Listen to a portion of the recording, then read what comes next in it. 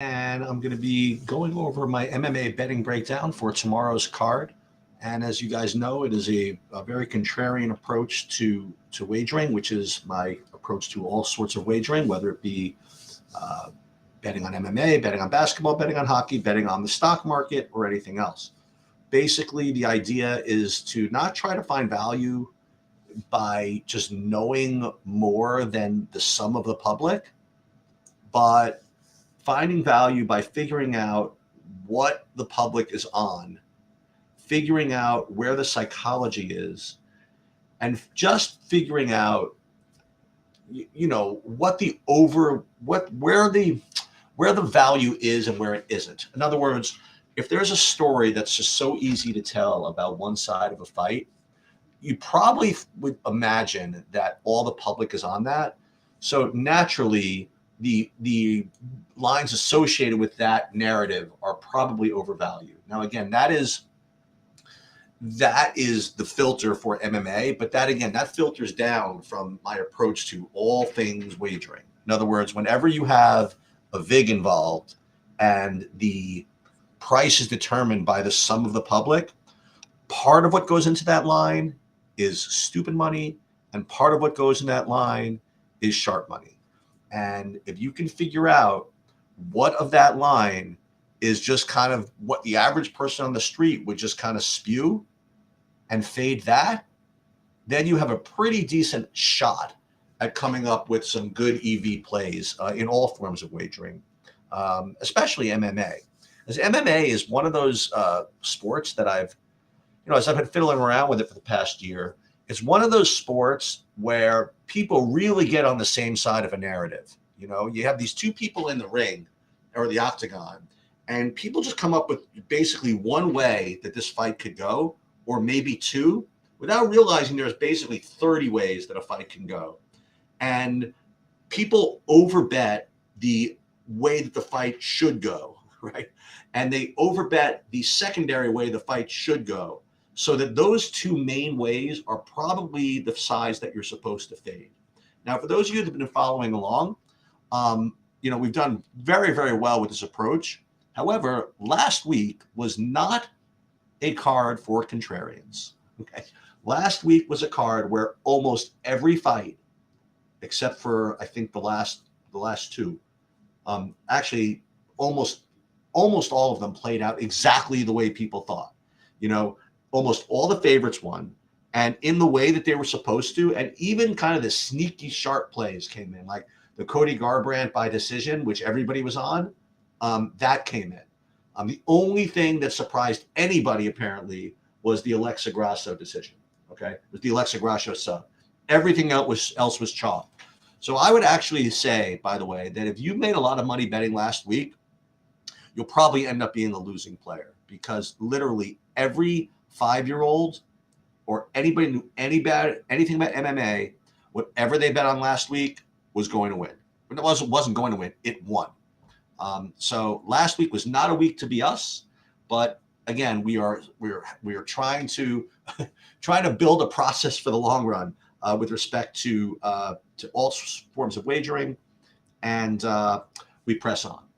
Let me share my screen, and for those of you that have not, followed this type of approach before, it's going to feel very, very uncomfortable to play so many of the plays that we recommend, but you'll just have to trust me that in the long run, this is exactly the way you find value. Well, I shouldn't say that. I mean, if you are just a super duper data guy that these fights and fighters better than everybody else, then terrific. That's great. I find that when you have, say, a 30-cent vig, or some of these props are even more, for you to presume that you know more than the entire sum of the line, the entire sum of the public that makes these lines, that's quite an egotistical jump. I'm not saying you can't do it, but I feel as though you have to approach this. Yes, you can use that type of analysis as well, but I think you have to gauge psychology, and I think that's a lot more important. Okay, you guys have any questions on this as we go along? Just kind of pump through. And again, this is going to be brutal for those of you that are first watching this, because it's going to go against pretty much everything you've been hearing all week. But all I can promise you is that this is the way you get value in any sport or any wagering where there's a vig like this. Okay, let's just start off with first fight on the card. And before we do that, by the way, just again, here are the rules. I'm going to bet on every single fight on this card. I'm going to bet exactly 1 unit on every fight. Now, again, that's not the greatest money management in the world, but I don't care. Okay. And it's going to be 180 literally every single fight. Okay. And I'm betting all of these, and I will be betting them live as soon as I log off, because it might not like me to be, streaming YouTube and betting at the same time. DraftKings might not like that, but we'll see. Okay, so first fight, we have Tyson Nam against Bruno Silva. All right, so here's the deal, and this is the overwhelming consensus. So Tyson Nam, although he's 38, 39, he's developed this kind of just ability to just get these KOs in the first round. He just kind of sits there and waits for the knockout and waits for the counter, and he's extremely dangerous in the first round. Okay. Then you have Bruno Silva, who's coming off a little bit of a layoff. So what people are kind of presuming is that either Tyson Nam kind of gets that KO in the first round, or this drags out and Bruno Silva kind of takes over. So what you have here are two kind of overvalued props. Anything with Tyson Nam by KO or Tyson Nam round 1, I promise you is overvalued. Okay. And likewise, I feel as though anything that is Bruno Silva by decision is probably overvalued as well. Now, I would like to think that people are overwhelming on one side of this, but you're getting good action on both sides, so we can't bet on any of these fighters straight up. So the only thing we could really bet that has any kind of, I think, good implied value is either Tyson Nam by decision or Bruno Silva early. Okay, so let's take a look and see what some of these props are. So Tyson Nam by decision is plus 550. That's extremely long. Let's see what Bruno Silva is early here. So let's see round props. Bruno Silva round 1 is 330, and Bruno Silva round 2 is 550. So interestingly, the Bruno Silva round 2 is the same price as the Tyson Nam by decision.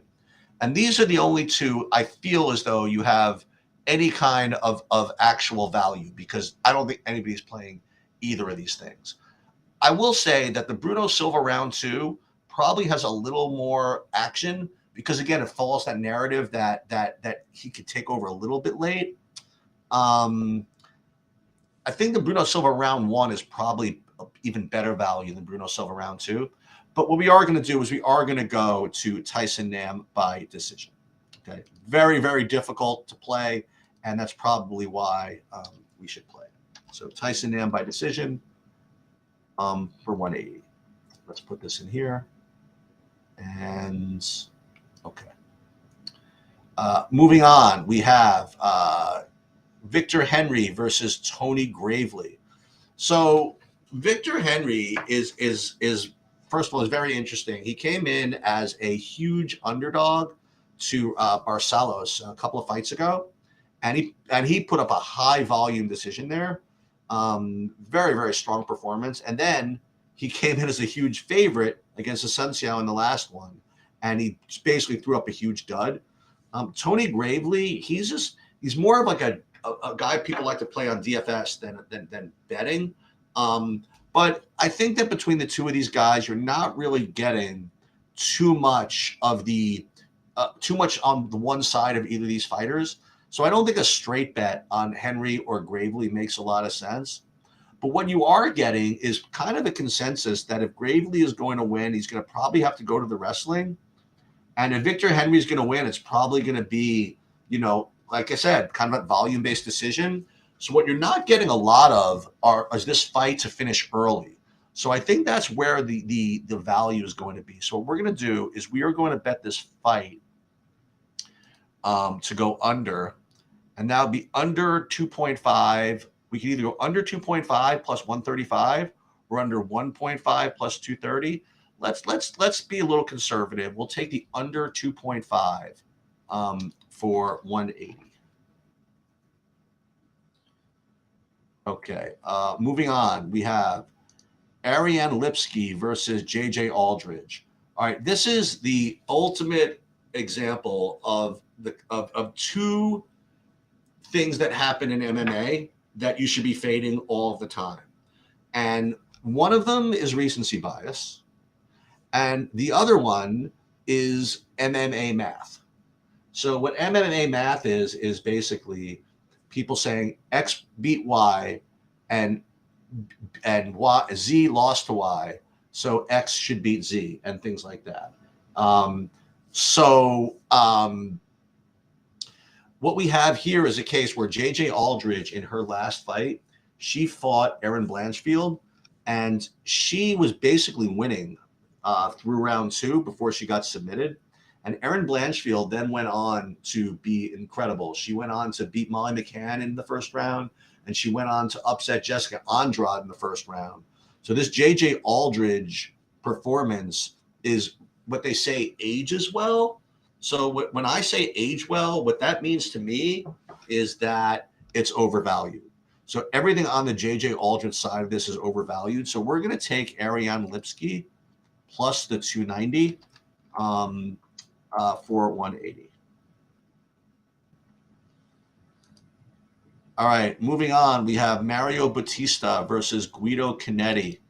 So this one, to me, is somewhat easy, right? So if you ask, 100 people that have analyzed this fight, you're going to get basically the same thing. Guido Canetti is really good for a round 1 KO. He's kind of that quote-unquote killer be killed fighter. And Mario Bautista, okay, he is just going to wrap him up and submit him. So he's basically going to survive a couple of wild shots by Guido, and then Mario is just going to wrap him up, okay?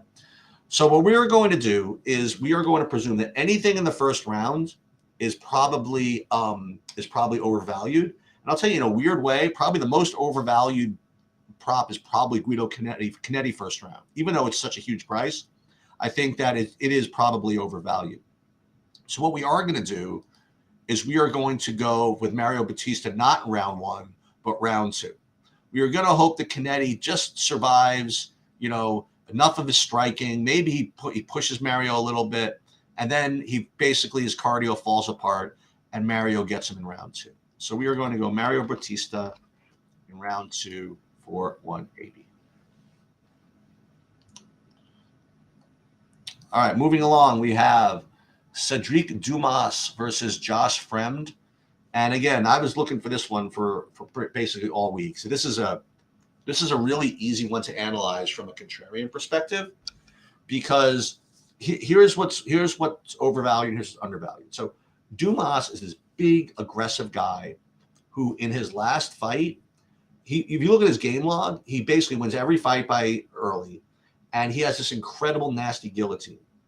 Now, if that's not bad enough, Josh Fremd, in his last fight, lost by giving up a guillotine. So everybody is completely zeroed in on this idea that Dumas is going to win by guillotine. So the other way that people are looking at this is Fremd is probably have some experience. So if he can survive kind of that early onslaught, he's probably going to win kind of a safe decision. So those are the bets that are unplayable. Fremd by decision, Dumas early, or certainly by submission. So what we can do is either bet Fremd by inside the distance, or we could try something really funky and Dumas either like a round 3 or even by decision. Let's take a look and see what those are. So Dumas round 3 is a plus 1,000.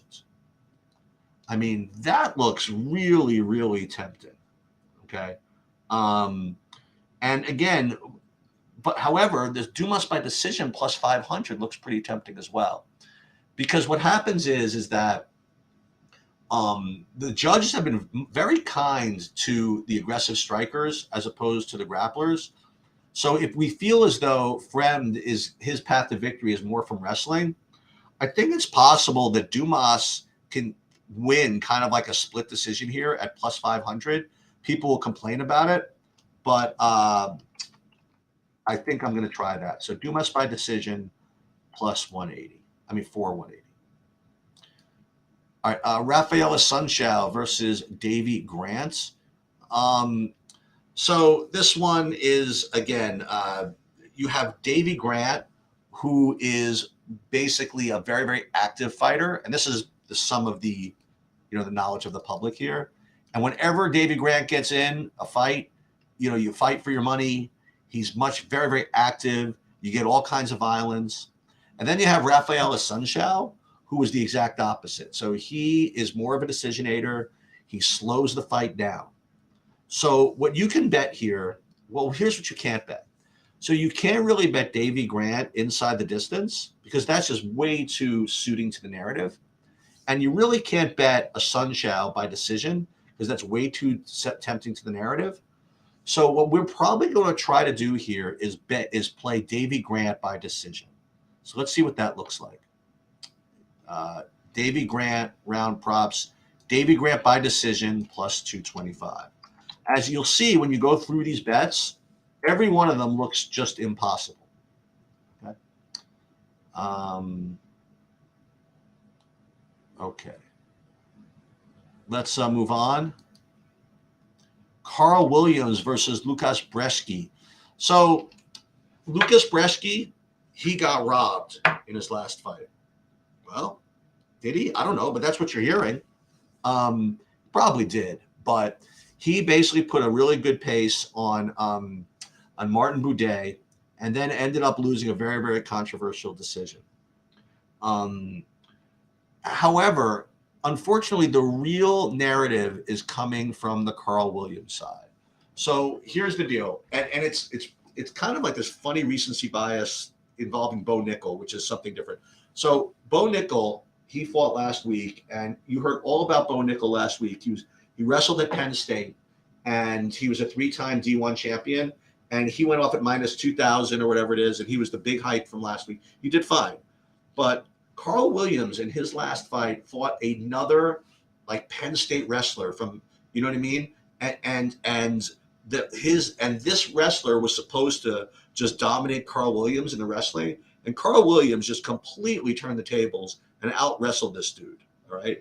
And unfortunately, this is what I've been hearing all week, that Carl Williams is just going to just impose his wrestling will on Brzeski, and that's going to be the end of it in a very, very boring fight. So what we're going to do is we are going to go the other way. We are going to take Brzeski plus the 200 for 180.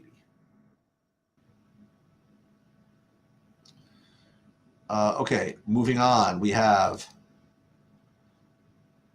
Victor Petrino versus Anton Turkalj. So Victor Petrino is an exciting fighter. He has lots of first round and second round KOs, and he is the action fighter here. You have Anton Turkalj, who is kind of the wrestler.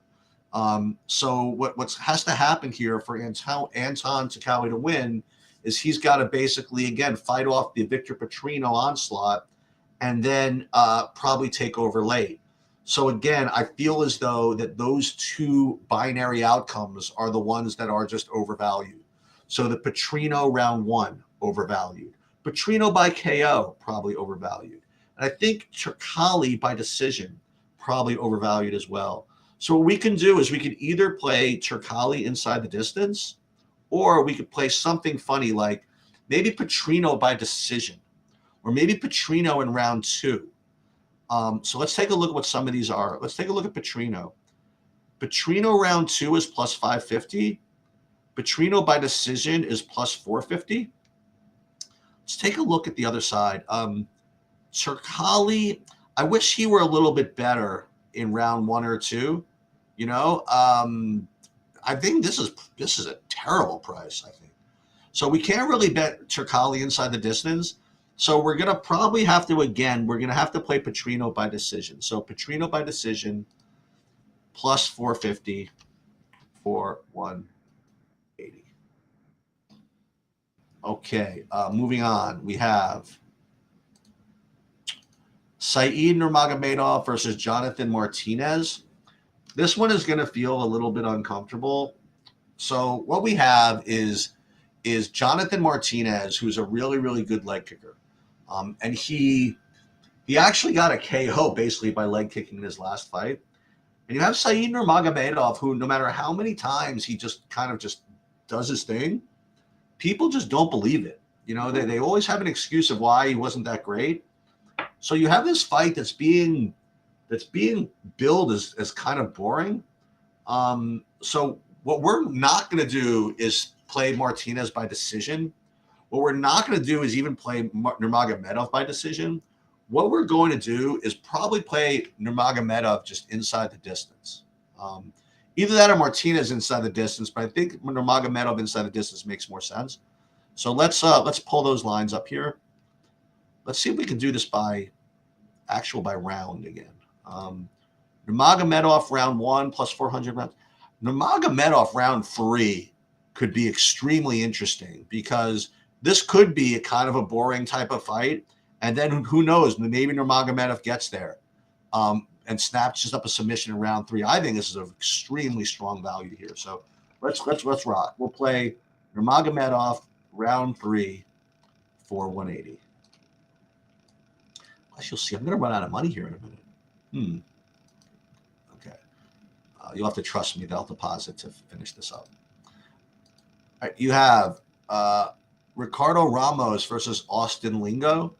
So unfortunately, see, I went into this card thinking I was going to take a shot with the Austin Lingo, but believe it or not, he's getting a little bit of love from the betting community.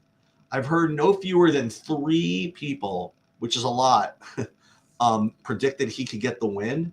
So unfortunately, I feel as though the Lingo side is not exactly valued.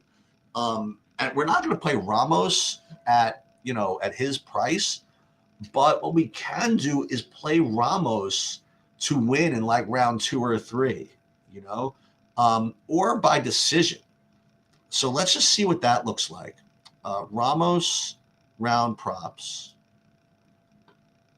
You can't play him round 1, but Ramos round 2 again is plus 450, or Ramos round 3 plus 1,000.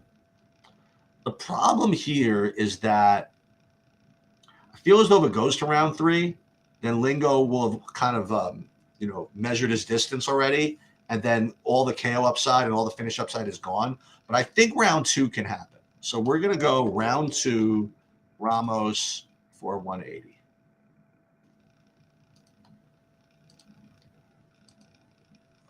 Okay. We go to Nikita Krylov versus Ryan Spann. This is the same fight that got canceled a couple of weeks ago. And I'm sort of glad that I don't remember what we bet here that got refunded. We could just look at this one more time. And unfortunately, the side that everybody is on here is Ryan Spann. Okay. You have Nikita Krylov, who pulled out of the fight because for unknown reasons. People are suspecting he couldn't make weight, that he was sick, and he's right back in 2 weeks. And Ryan Spann is just everybody's pick. So we are just going the other side. We're going to take Krylov, and it's going to be Krylov in one of these rounds because I'm greedy. Krylov round 1, Krylov round 2. It's going to be one of them because this is not going 3 rounds. I just can't resist. Krylov round 2 plus 500.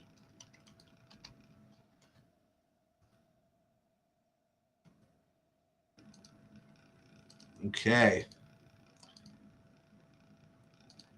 Moving on, we have Alexander Volkov versus, I think I might have forgotten to put one in. Alexander Volkov versus Alexander Romanov. So this is, again, binary fight. This is what everybody is presuming, okay? Romanov will take him down in the first round. That's what they're saying. He will try to ground and pound him. He will win the first round. And if he does not, then Volkov is going to take over and win either by finish or by or by decision. That's seemingly the only way that these two fights can go. And if that's the case, I promise you that all bets associated with those outcomes are hopeless. That being either Romanov round 1, certainly Volkov, even Volkov round 3 is probably terrible. Volkov by decision is probably terrible. I'll tell you what is really going to be intriguing is what Romanov by decision looks like, because Romanov by decision, it really could happen, because what happened is Romanov, listen, he kind of gassed after getting a 10-8 round. And, if he's smart, he might, if he gets that big round in round 1, he might kind of just try to hold him against the cage for the next 2 rounds. So I think there are 2 ways to play this. I think it's either Romanov by decision or Romanov round 2. So let's take a look at it. Romanov round 2 plus 500. Romanov by decision plus 350. Nah, we're going to play round 2.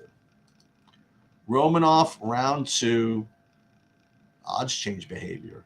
What the hell is that? Accept higher? Oh, I don't like that. Hang on a minute. Romanov round 2. Oh, that's fine. Plus 500. Okay. Let's go. I think we missed a bet here in some form because placing bets. While that's happening, we'll go on to the main event, and that is Petr Yan versus Merab Halashvili. And so here's the deal. Merab is definitely someone that people like more in fantasy than they do in betting. And this is a crazy thing that's happened. If you look at, I don't know, 100 betting breakdowns, I can't find Merab being picked to win. Because what's happening here is that, first of all, the judges have been rewarding strikers. And Petr Yan has this reputation, people love this guy. When he wins, he's the greatest, but when he loses, he got robbed. I don't know, man. He was supposed to know what to do against Sean O'Malley. Everybody loved him against Sean O'Malley. People were afraid that he was going to maybe get a slow start, but that he's too high of a fight IQ. He wasn't going to let that happen. I don't know, man. I all I can tell you is I've seen Petr Yan fight like 3 times, and all 3 of them I thought he sucked. So I don't know what to tell you. I'm just gonna try it. I'm gonna try Merab plus the 220. Okay. All right. So I have to figure out what's going on here with this thing. Okay. So let's put this in plus 180. All right. This is in. Let's go back to MMA, UFC. I think I'm missing a bet here because I shouldn't have enough money to play all this. Let's just see. Petr Yan versus Merab Halashvili. I mean, is there anything else I can play here? I just think that this is. I just think this is where the value is. Merab by decision plus 330. Is it possible that he wins by KO? I mean, probably not, right? I don't know, though. Listen, I'm just going to play him to win. Petr Yan, fight line, plus 220 by 180. We got to do some math here for a second. So there are 14 fights, right? What's 14 times 180? It's more than, I think it's 25-20, right? So what am I missing? Let's go into my bet slip so we can remind ourselves of what we have here. I'm gonna have to go back and rewatch my own video. So we have Merab plus 220, Romanov round 2, Krylov round 2, Ramos round 2. Oh my God. Saeed round 3, Petrino by decision plus 450. Brzezinski plus 200. Grant by decision plus 220. None of these are winning. I'm telling you. You guys bet all these, you will go 0-14. Dumas by decision plus 500. Batista round 2 plus 450. Lipsky plus 290. Under 2.5 in Gravely Victor Henry. And Nam by decision plus 500. What am I missing? Hold on. 1, 2, 3, 4, 5, 6, 7, 8, 9, 10, 11, 12, 13. What fight am I missing? Let's count these again. 1, 2, 3, 4, 5, 6, 7, 8, 9. Oh, I got 10, 11, 12, 13. So the 14th fight is the Carlston Harris versus Jared Gooden fight, the one that was added. So I don't really have any lines on that. So I just can't really bet it, right? And the cool thing is that you didn't really have the whole week to gain any kind of consensus. So let's just make sure I didn't miss anything. Brzezinski, Petrino, Saeed. I think we have them all. All right. So listen, for those of you who are tailing me this week, I think 0-13 is definitely in the cards. But we shall see. Good luck, everybody.